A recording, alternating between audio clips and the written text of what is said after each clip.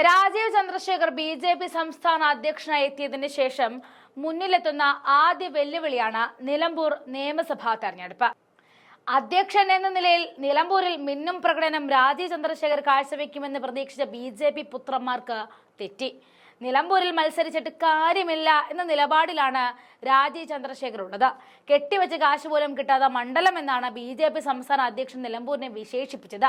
കൈവയ്ക്കുന്ന മേഖലകളിലെല്ലാം ലാഭം കൊയ്യുന്ന ബിസിനസ്സുകാരന്റെ തലച്ചോറ് തന്നെയാണ് ഇവിടെ രാജീവ് ചന്ദ്രശേഖർ ഉപയോഗിച്ചത്.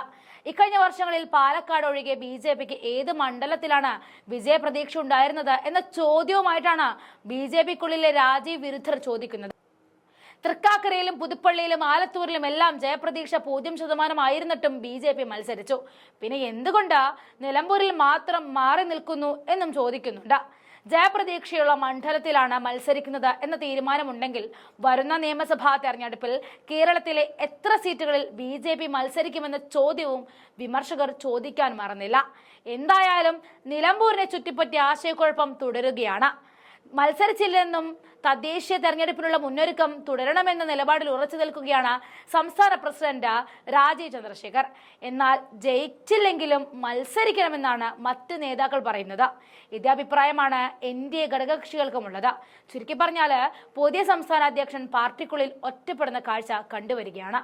നിലമ്പൂർ ഉപതെരഞ്ഞെടുപ്പിൽ മത്സരിക്കാൻ താല്പര്യമില്ല എന്ന് സൂചന നൽകി ബി.ജെ.പി. സംസ്ഥാന അധ്യക്ഷൻ നേരത്തെ തന്നെ പ്രതികരിച്ചതാണ്. പണവും സമയം മുടക്കുന്ന തെരഞ്ഞെടുപ്പാണിതെന്നാണ് രാജീവ് ചന്ദ്രശേഖരന്റെ പ്രസ്താവന. ബി.ജെ.പി. ലക്ഷ്യം വെക്കുന്നത് തദ്ദേശ തെരഞ്ഞെടുപ്പിലാണെന്നും സംസ്ഥാന അധ്യക്ഷൻ വ്യക്തമാക്കിയിരുന്നു. മത്സര രംഗത്ത് സ്ഥാനാർത്ഥി ഉണ്ടായിരിക്കണമെന്ന ആഗ്രഹം തന്നെയാണ് എൻ.ഡി.എ ഘടകകക്ഷികൾക്കും ഉള്ളത്. 7-8 മാസം ഭരണകാലത്തേക്കായുള്ള ഒരു തെരഞ്ഞെടുപ്പ് അനാവശ്യമാണെന്നാണ് രാജീവിന്റെ പക്ഷം. ന്യൂനപക്ഷം കൂടുതലുള്ള പ്രദേശമാണ് നിലമ്പൂർ. കഴിഞ്ഞ തെരഞ്ഞെടുപ്പുകളിലൊന്നും അവിടെ കാര്യമായ മുന്നേറ്റം ഉണ്ടാക്കാൻ ബി.ജെ.പിയെ കൊണ്ടായില്ല.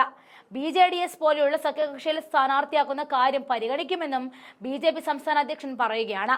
നിലമ്പൂർ ഉപതെരഞ്ഞെടുപ്പ് കേരള ജനതയ്ക്ക് മുന്നിൽ അടിച്ചേൽപ്പിക്കുകയാണെന്നായിരുന്നു കഴിഞ്ഞ ദിവസം രാജീവ് ചന്ദ്രശേഖർ ഉയർത്തിയ ആരോപണം. ഉപതെരഞ്ഞെടുപ്പ് കഴിഞ്ഞ് ഏതാനും മാസങ്ങൾ കഴിഞ്ഞാൽ നിയമസഭാ തെരഞ്ഞെടുപ്പ് എത്തുകയാണെന്നും അതുകൊണ്ട് തന്നെ ആരെങ്കിലും ജയിച്ചാലും കേരളത്തിന് ഒരു മാറ്റവും ഉണ്ടാക്കാൻ കഴിയില്ല എന്നും ബി.ജെ.പി. അധ്യക്ഷൻ പറയുന്നുണ്ട്.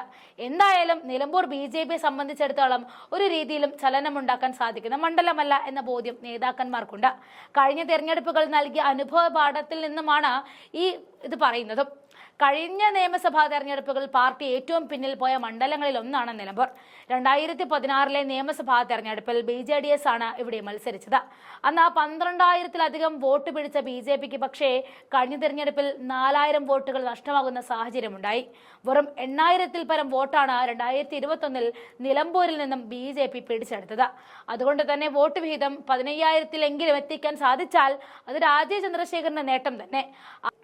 അത് അസംഭവ്യമാണെന്ന ചിന്തയിൽ തന്നെയാണ് ബി.ജെ.പി. പിൻവലിച്ചുകൊണ്ടുള്ള നീക്കം നിലമ്പൂരിൽ രാജീവ് ചന്ദ്രശേഖർ നടത്തിക്കൊണ്ടിരിക്കുന്നത്.